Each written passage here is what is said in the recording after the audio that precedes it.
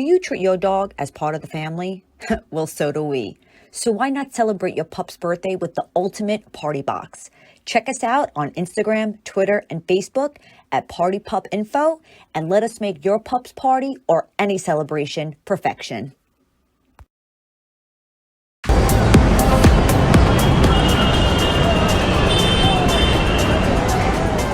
Dino Luzi Energy Drink.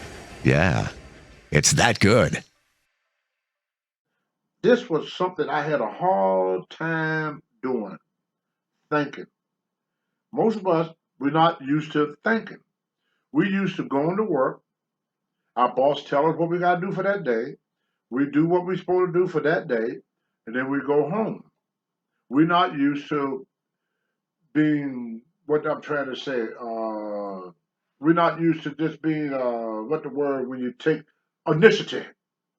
We could not take initiative. First of all, we was afraid we were gonna get fired.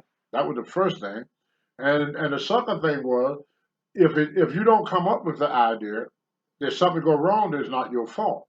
You come up with the idea, and something go wrong, it's your fault. So one of the things that I learned about listening,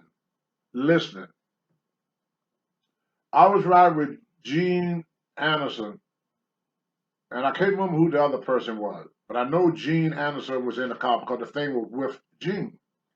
Gene Anderson said, Tony, what sport you played in school other than wrestling? Because he knew I was on the wrestling team in our school, you know. Larry, hand me that wrestling picture, please, sir. Which one? Yeah, my wrestling one. Oh, the high school? Yeah, you're going to have to hang it up when you get through. Larry's a good friend of mine. That's why we talk to each other like that. Hey, you. Now, I got a question for y'all. I don't know if y'all can see this. This is me on my wrestling team. Now, the question is, can anybody out there guess which one is me? You get a free autograph picture of Tony Atlas. All you do is contact old Larry. Contact Marty. Let Marty do some work. Contact Marty and the firm and say, look, I know which one is Tony Atlas, but this is me at Petrian High School. And my favorite football team is the Patriots, and the name of our team was the Patriots. Well, anyway, this is me when I was in high school. That's my teammates right there in high school. Thank you, Larry. Absolutely. But anyway, Gene Anderson said, what other sport you played, Tony, other than wrestling? And I said, well, you know I lift weights. Yeah, I know about the weightlifting. He said, well, what you do in school? I said, oh, I ran track. He said, what you did in track? I said, I used to do the 100-yard dash. I used to put the shot put. You know, some people say you throw the shot put, but you ever did a shot put, you put the shot put. That's what I call a shot put, not a shot throw, but a shot put. So I said, I used to put the shot put. I did a 100-yard dash, and I used to do the 220. He said, oh, with all them muscles, you could run? I go, yeah, I was pretty good at running, you know. I said, I wasn't the best, but I was good enough to be on the team. He goes, well, he said, so you're a pretty fast runner. I said, I'm decent. He said, I tell you what, I will race you for $50. I said, Gene, come on. I said, I wasn't that bad on the team. I said, I did pretty good, you know. He said, no, I race you, kid. He said, I will race you. I will race you for $50. I said, you want to race me? He said, yeah, I'll race you for $50. I said, okay. So they pulled the car over. We walked down to the next mile marker. Gene said, okay, that's far enough. So the driver, like I said, I can't remember who it was. I want to say so bad Klondike or Johnny Weaver, because I spent most of my time with Johnny Weaver, Klondike Bill, and another black wrestler who used to play football named Charlie Cook. So, but I know it wasn't Charlie Cook. But anyway, the guy got out the car, the driver, lift the towel up, because all wrestlers carried towels back in them days, and he dropped the towel. When he dropped the towel, I took off like a bat out of hell. I mean, I gave it everything I got.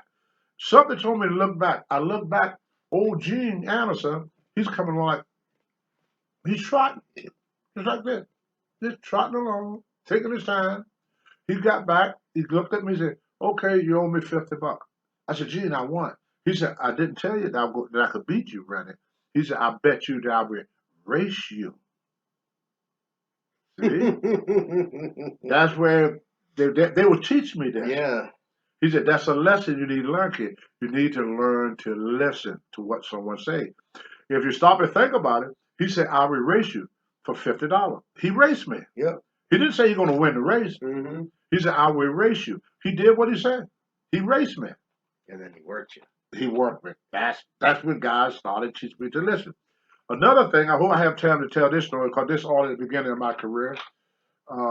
I don't do things in order because it don't come in here in order. I have to tell y'all as it come. I have to tell it because tomorrow I'll forget the hell all about it. You know, that's what my little pea brain work. You know, but anyway, my first week in wrestling, my very first week in wrestling, George Scott wanted to make me some money because to get me on my feet. So he put me on all the shows with Wahoo McDaniel and Ric Flair. And Wahoo and Ric Flair and Johnny Valentine, they were selling out everywhere. And Rufus R. Freight Train Joe, they were the big stars. Another wrestler that people don't talk much about was Paul Jones. Mm-hmm. So they would put me on the card with them. You may see some old cards which is semifinal. The semifinal match was always a tag. It was always a tag match. And the semifinal would happen right before intermission. Because you want to leave something good for the people before they go to intermission, and then they come back with the big main event. The main event was the only match. Sometimes they had a double main event, which had after the intermission had two matches. After this, so it was only 6 matches. So it was only main events after an mission. After that was the only thing. Sometimes they would have two main events, like we call it a double main event. But the semifinal match was right before intermission. Mm-hmm. You know, you give them something good to think about to come back to. Yeah. So they put me in the all week. Instead of being in preliminary matches, which the first, second, third match or fourth match, they would put me in a semi main event, which you got paid more money. The higher you are on the card, like the guy on the first, just throwing numbers out there. Maybe the guy on the first card would get $100 that night. This guy would get 150 on the second match. He would get 200 on the third match. There'd be 250 on the fourth match, and then you get like 300 or 400 for the semifinal. You get like 5 or 6 for the main event. So as your matches, as you move up the ladder, your money moved up with you. So he put me in a big spot. This is my first week. I'm in a a lot of jealousy at that time. You would know the driver said, why in the fucking hell did this freaking kid walk through the freaking door and all of a sudden he's making more money than I make? So I'm riding back with these wrestlers, and one of the Rene Goulet, freaking stooge. He said, yeah, they call him Sergeant Jacques Goulet. Yeah. Old Sergeant Jacques Goulet. He said, hey kid, word up. That's why I use the word kid, because that's just how the wrestler taught you. Hey kid, because you new to the business, or you're a kid in the business. You can be 25 years old, but in the business you are a kid. So I'm riding with these guys. I'm sitting in the back seat. Hey kid, how much money you made this week? I said, there's not nobody. Well, I didn't know you're not supposed to tell what you make, because that creates animosity. Because nobody got paid the same. Right. You know, nobody got paid the same. So I made $1,500. What I didn't know is when I made $1,500, everybody called like that. So I said, oh. He said, oh yeah. He said, that's it? I go, yeah. I made $1,500 this week. And he said, well, you know, Rufus R. Freight Train Joe, he was not a big black wrestler. He got a belly out to here. He don't have your body. He don't have all your trophies and medals and stuff. He said, he made $2,500 this week. You only made 15? He said, here's another thing about listening. He said, wouldn't you like to make $2,500 in 1 week? I go, well, hell yeah. They said, oh yeah. So we talked a little bit more. The next morning, my phone went off. 7 o'clock in the morning. George Scott is on the phone. He's madder than hell. He's mad. You get your ass down here right now. Get down here, Tony. Get down. He was like a father to me. Mm-hmm. Get down here, boy. So I get in my car, get dressed. I didn't even shower. Just got dressed. I'm not sure what is this all about, because I could tell by his voice he's mad. He said, I hear you was complaining last night. Well, I wasn't complaining about nothing. He said, well, My phone rung off this morning. He said, everybody in the car said you was complaining that Rufus R. Jones made more money than you. Now, later I learned, once again, how to listen. What I should have said, oh no, I'm very happy with what I made.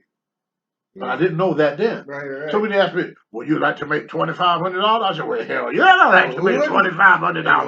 Exactly. But that ain't how you answer these guys. Right. You know, 'Cause you they're have all to think students. about where they're going with this, Yeah. you know. And he said, George Scott said, well, you should have told him that you were satisfied with what you got. So then I hope I have time to tell the rest of this story. If not,